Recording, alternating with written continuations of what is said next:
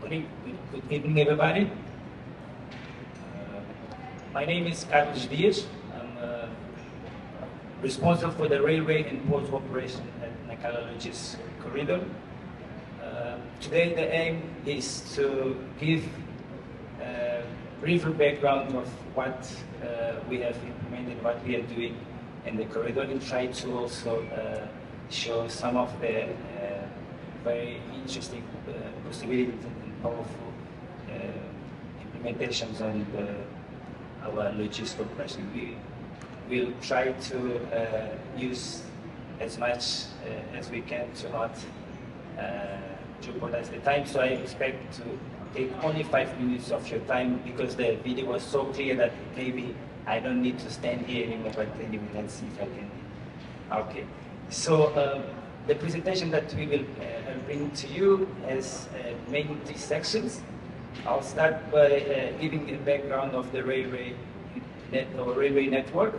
Then we'll take looks to capability implemented on the system, and finally, we expected also to bring some challenge. And in this specific case, hopefully, this talk act like a spring board toward discussion, because we think that with the slogan that together we are better, we probably can have some supports in terms of knowledge, experience from your side, to especially for the challenge that we also face in the corridor.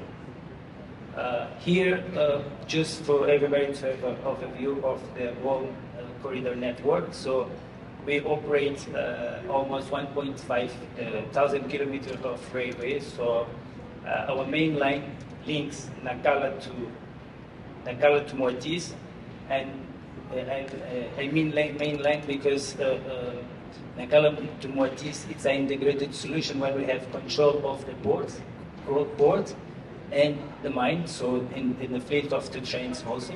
So we operate trains, and we also are responsible for the maintenance of the whole railway. In Nacala, we also transport and move cars from the general cargo. And I must share that in terms of pay, Nacala, it can be, for those who doesn't know, a kind of a swimming pool with no restriction of the depth.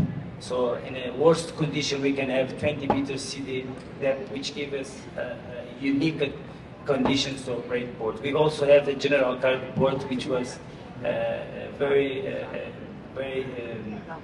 well developed, and I think that from now on, general cargo has all conditions to be even more strong.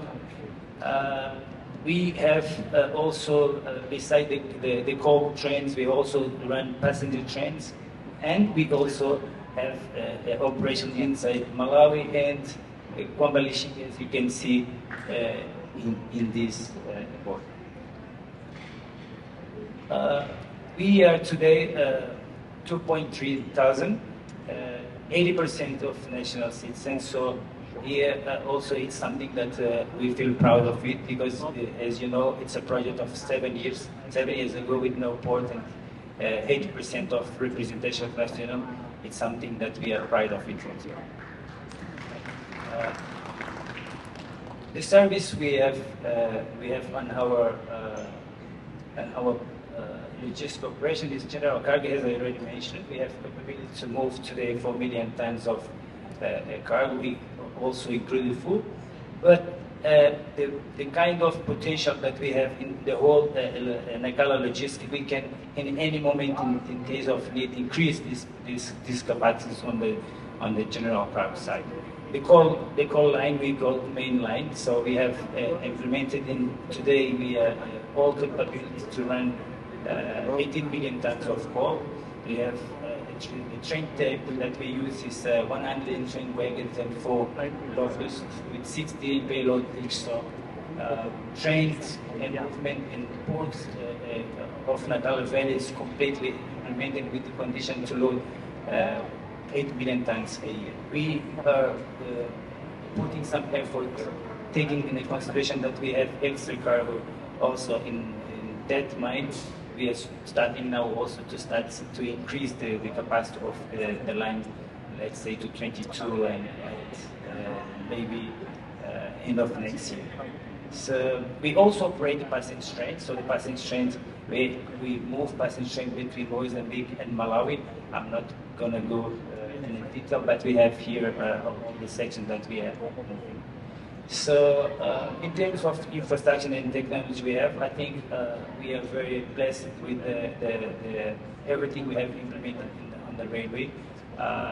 We have conditions to operate on a high level of confidence and sustainable systems with the control systems and all kind of infrastructure and technology we need to do up to 8 million tons and run 20-ton trains. Maybe I'll take a little bit one more minutes here on the challenge because I think we are in the right place to bring this kind of thing. So I think as we operate not Mozambique but past Mozambique and Malawi, and probably we think that there are some opportunities to improve in terms of harmonizing regulations to facilitate moves of goods and passenger train. I think there is some opportunity and time on this kind of process, and we expect towards to be able to open this discussion also to see how can we move this across. The theft of infrastructure of the rail is one of the very, very critical and essential subject. I think also it's something that we don't think we can solve it in standalone. So we here also maybe to share and to hear for you guys as well-established process you have. Probably you can also open a discussion. We are very welcome for that. For us, it's still a challenge. Well, thank you. I'll stop right now and give a presentation.